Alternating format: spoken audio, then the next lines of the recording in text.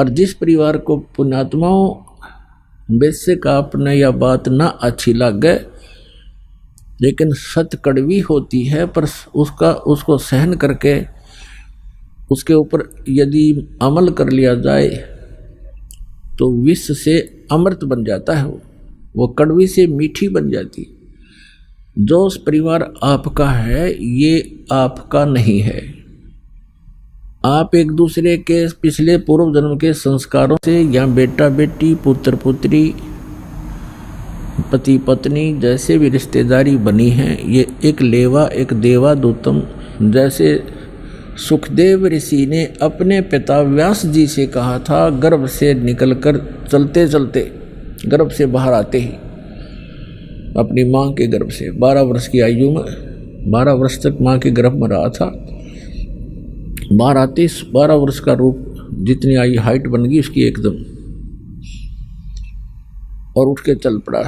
व्यास जी ने ये कहा था कि आप बेटा मुझे दर्शन दे दे, 12 वर्ष तेरी इंतजार करी, बालक होगा बालक होगा। तो उसने कहा था कि ऋषि जी, ना जाने कितनी बार तू मेरा बाप बन लिया, ना जाने कितनी बार मैं तेरा बाप बन लिया। ये तो बुरा झंझट है। अब क्या मुझे इस बीमारी ने, इस रोग को कटवाने दे, मैं देखूं नहीं आपके, और आप में मेरी ममता बन जा, मैं नहीं देखूंगा। और कहा, एक लेवा एक देवा दूतम, कोई किसी का पिता नहीं पुतम, ऋण संबंध जुड़ा एक ठाठा, अंश में सब 12 बाटा।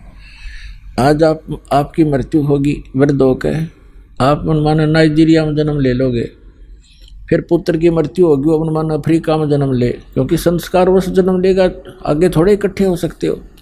और ये जो साधना आपको बताई जाती है सत्य भक्ति, इससे आप पूरे परिवार जो आज दीक्षा ले लेगा, क्योंकि ममता तो आपकी में रहेगी थोड़ी बहुत, लेकिन आप में एक आस्था और प्रबल हो जाएगी इस ज्ञान के आधार से कि हम वहाँ जाएंगे सतलोक में, और इनको हमने भक्ति पर लगा दिया, ये भी वहीं आ जाएंगे अपना समय पूरा करके, तो हम फिर वहीं ऐसे इकट्ठे हो जाएंगे, क्योंकि ये सत्य है और ये ज्ञान आपके हृदय में समाया रहेगा।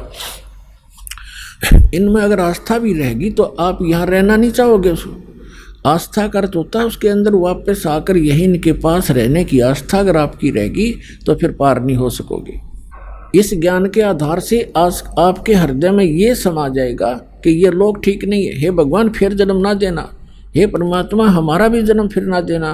और हमारे संबंध में जो आए हैं बच्चे, कोई किसी भी नाते रिश्ते में है, पिता है, पुत्र है, पुत्री है, पत्नी है, दादी है, माँ है, तो इनको भी आपकी ही अर्ज होगी, कभी होगी तो ये भी वहीं आ जाए और वहीं फिर हम सदा रहेंगे। यहाँ तो आज मर गए और फिर मन माने यहीं आस्था होगी तो फिर यहाँ जन्म ले लोगे। ये जन्म मरण का रोग ऐसे कटेगा जो अब दास उतारा। तो कहने का भाव ये है कि आप एक दूसरे के साथ यह परिवार बना है, ये एक ऋण है, एक दूसरे का कोई लेना देना है। तो वो भी इंसान अच्छा नहीं होता जो लेन देन ठीक से ना करे। आपको ये पता लग गया कि ये इनका हमें आपस में कुछ लेना देना है, इसलिए हमारे साथ है, तो वो इंसान भी निकम्मा होता है जो अपने लेन देन को ठीक से ना सुलझावे, वो भी अच्छा नागरिक नहीं होता। तो आपने एक अच्छे भगत भी बने रहना है, और जो भी जिस रूप में आपको पुत्र या पिता, पुत्री या माता, बहन मिला है, उन सब को वो एक रोल, एक अच्छे पात्र की तरह आपने सुपात्र की तरह उसको वो भी निभाना है, तभी आप सफल होगे।